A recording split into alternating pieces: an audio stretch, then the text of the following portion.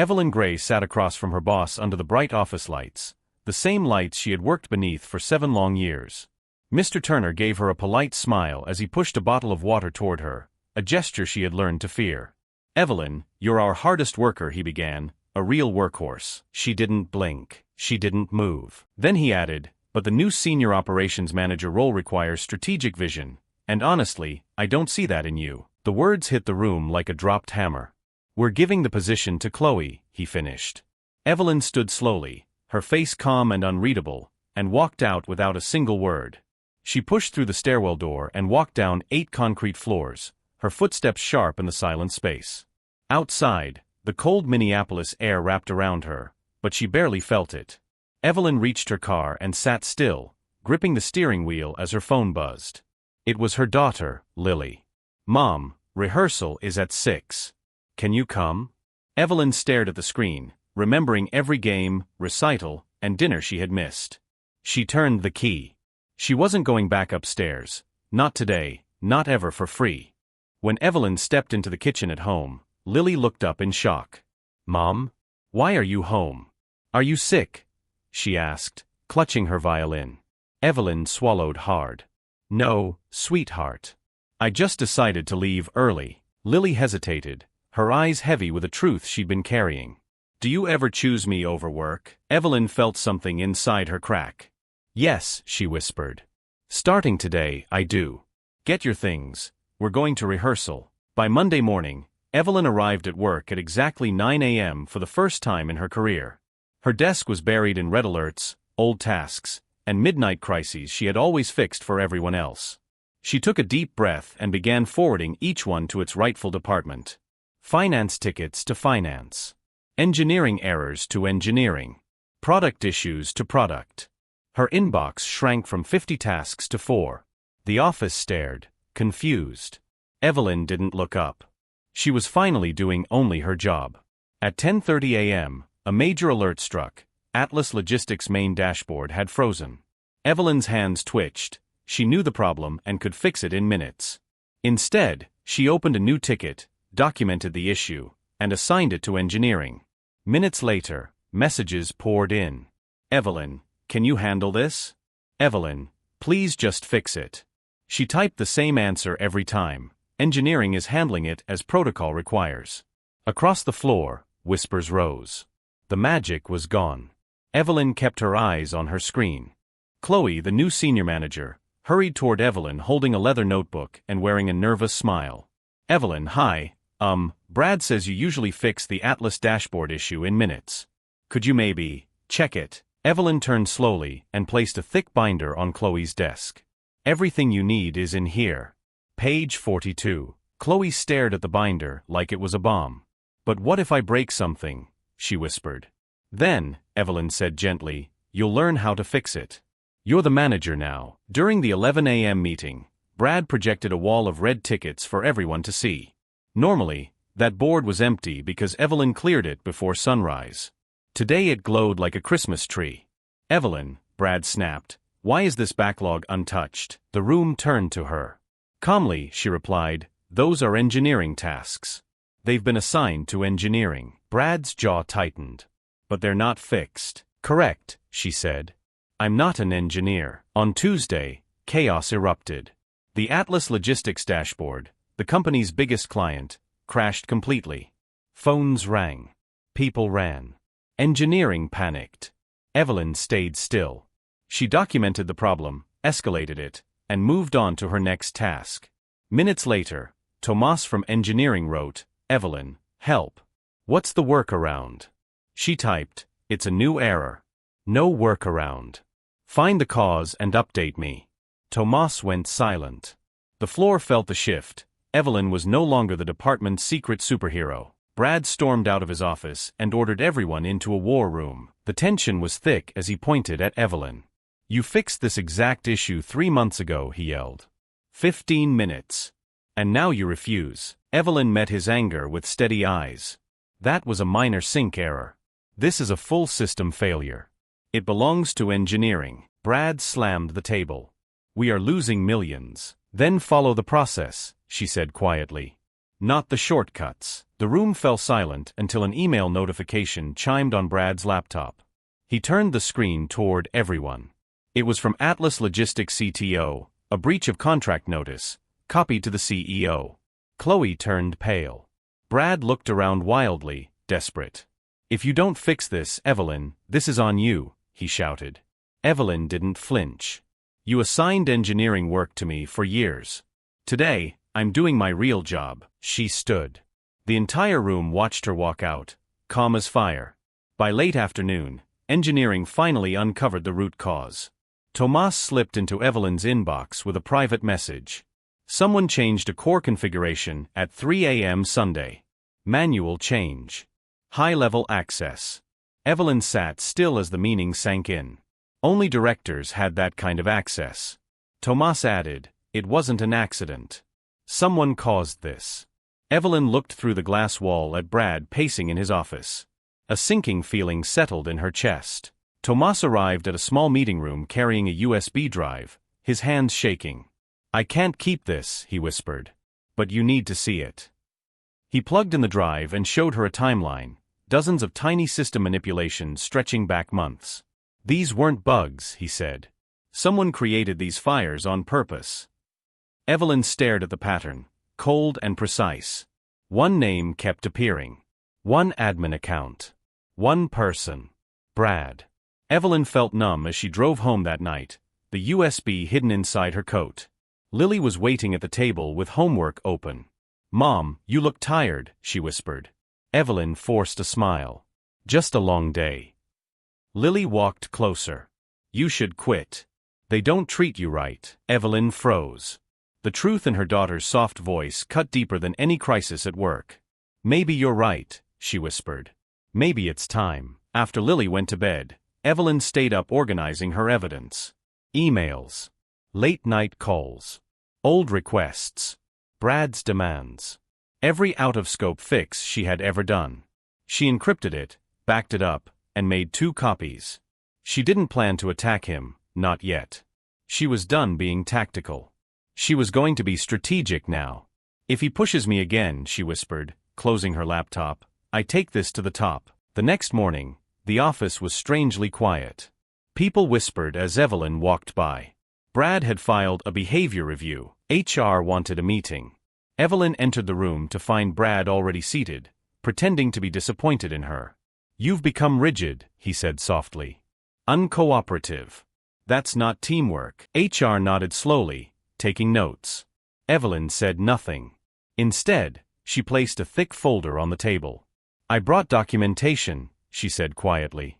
She opened the folder and slid pages forward, late-night emails, timestamps, proof of forced unpaid labor. HR's expression changed instantly. "This is a lot," the HR manager whispered. Evelyn kept her voice even. "I didn't volunteer for any of it. I was ordered." Brad shifted in his chair. "She's twisting things," he snapped. But HR wasn't looking at him anymore. They were looking at the evidence. And suddenly, everything was different. During lunch, Chloe approached Evelyn with red eyes. "Can I talk to you?" she whispered. In the empty kitchen, she broke down. "Brad tried to make me sign a report blaming you for the crash," she choked. "He threatened to transfer me to Omaha if I refused." Evelyn felt a sharp jolt of anger. "Did you sign it?" she asked. Chloe shook her head. "No. I couldn't lie about you." For the first time, Evelyn saw her not as a rival, but as another victim. That afternoon, Evelyn went straight to the VP's office. She laid down a 2-page summary, the workload imbalance, the dangerous single point of failure, and the pattern of unauthorized system access. She didn't accuse. She didn't speculate. She presented data, clean and calm. The VP read it twice, her expression changing from confusion to alarm. "Thank you," she said.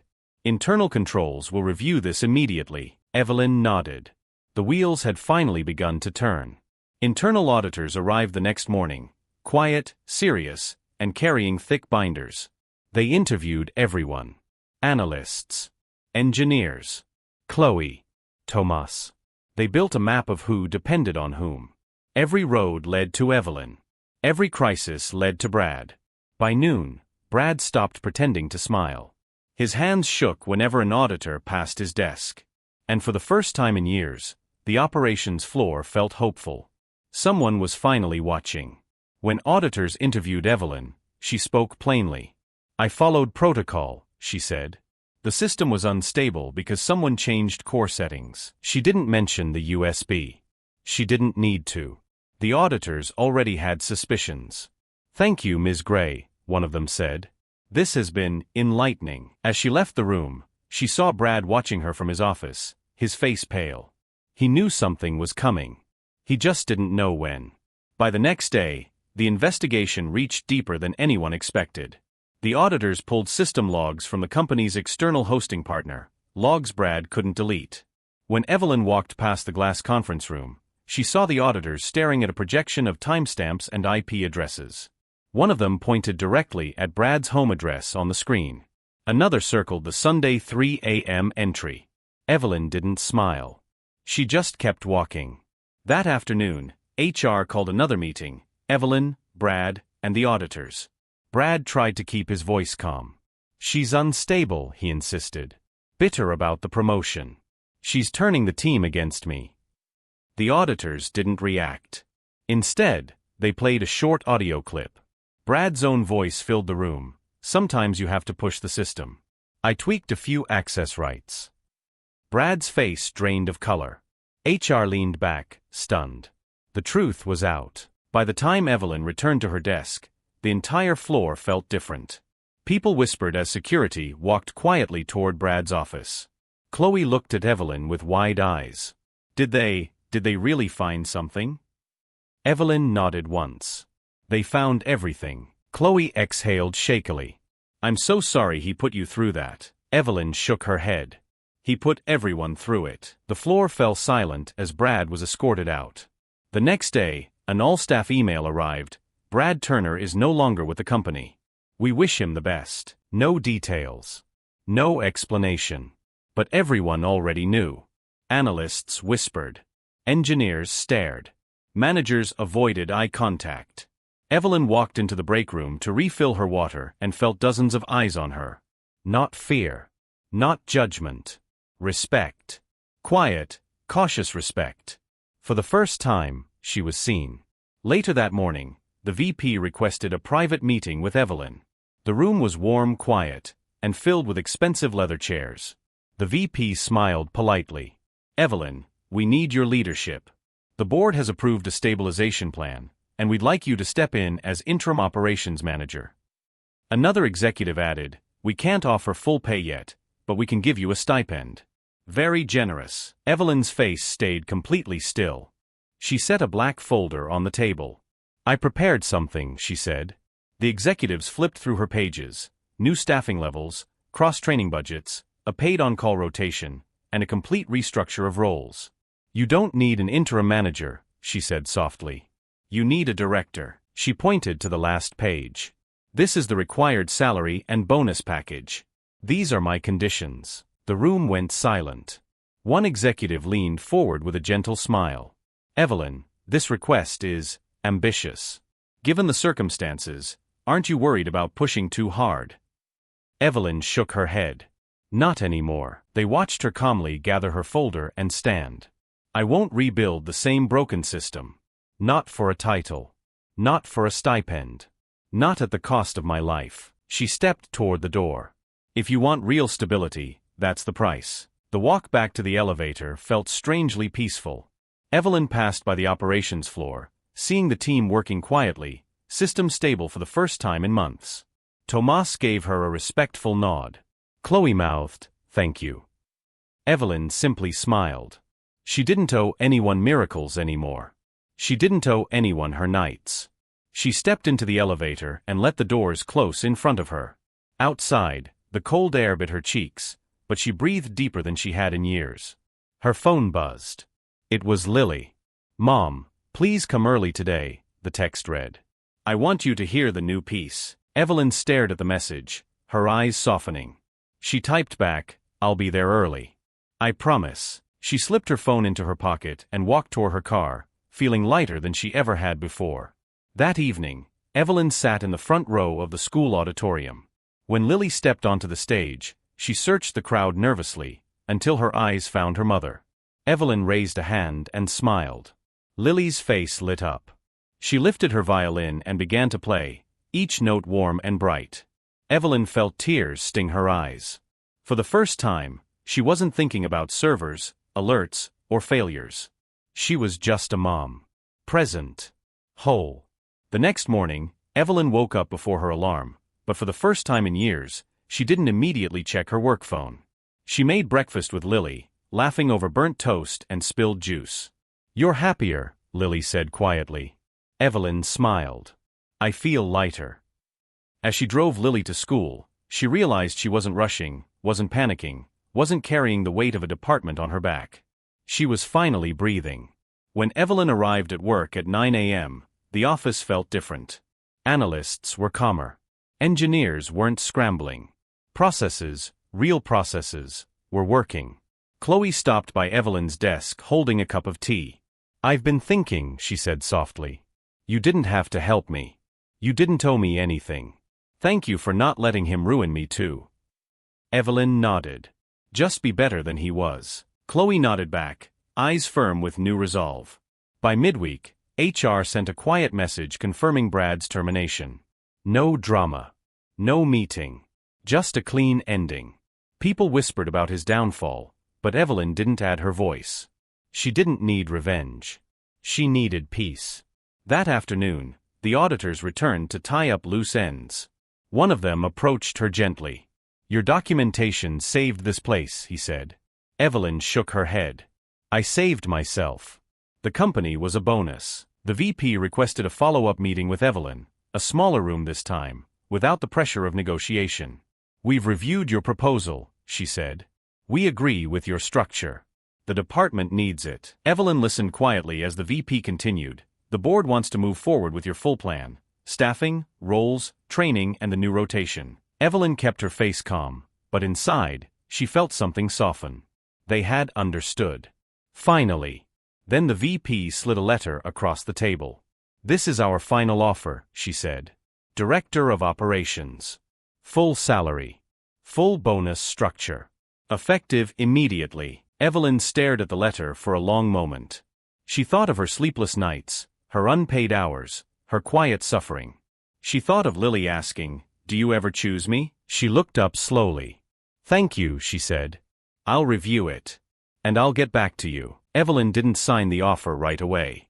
Instead, she walked through the department, past desks she used to fix, past systems she used to babysit. People nodded at her, grateful, relieved. Tomas approached her with a smile. "Feels better in here," he said. "Cleaner." Evelyn nodded. "Because people are doing their jobs now." He lowered his voice. "You know, if you take the role, we'd follow you." Evelyn smiled faintly. "Good to know." Instead of going back upstairs, Evelyn took her laptop outside and sat on a bench overlooking the city. She opened the offer letter again. She knew she could run the department. She knew she could rebuild it stronger than ever. But the real question pressed gently against her heart. Did she want to? Her phone buzzed. A message from Lily. "Are you coming home early again?" Evelyn smiled. That answer mattered more than any title. She returned inside and met with the VP one last time. "I've decided," Evelyn said calmly. The VP straightened, ready. "I'll accept the director role," Evelyn continued, "but not at the cost of my life. I work 9 to 5. I lead the team, not carry the department alone. And I won't be available at midnight ever again." The VP nodded. Agreed. For the first time, the offer felt real, something built on respect, not exploitation. 2 days later, the announcement went out, Evelyn Gray, Director of Operations. The department erupted with quiet cheers and relieved smiles. Chloe hugged her. "You deserve this more than anyone." Tomas clapped her shoulder. "Finally." But Evelyn didn't celebrate loudly. She sat at her new desk, breathing in the moment. Not because she won, but because she survived. She had walked through fire and come out whole. Her first act as director was simple. She gathered the team in a small huddle. "No more heroes," she said gently. "No more one-person miracles. We follow process. We protect each other's time. And we build something stable, together." The team nodded, some with tears in their eyes. For the first time, they weren't relying on her magic. They were building a real system. A safe one. That evening, Evelyn left the office at 5 o'clock on the dot. No alarms. No urgent calls. No crisis waiting for her. She picked up Lily from rehearsal, and Lily practically ran into her arms. "Mom. You made it early again," Evelyn laughed, lifting her daughter slightly. "Get used to it," she said. "I'm not missing any more moments." They drove home with music playing softly, windows cracked open, peace settling around them. Later that night, Evelyn sat at the kitchen table, tea warming her hands as Lily practiced her violin in the next room. She thought of the years she spent holding up a company that didn't see her. She thought of the day she finally stopped saving them for free. And she realized something simple and powerful: she hadn't just earned a title. She had earned her life back. She smiled, listening to the soft notes of Lily's song. She was finally home, in every way that mattered.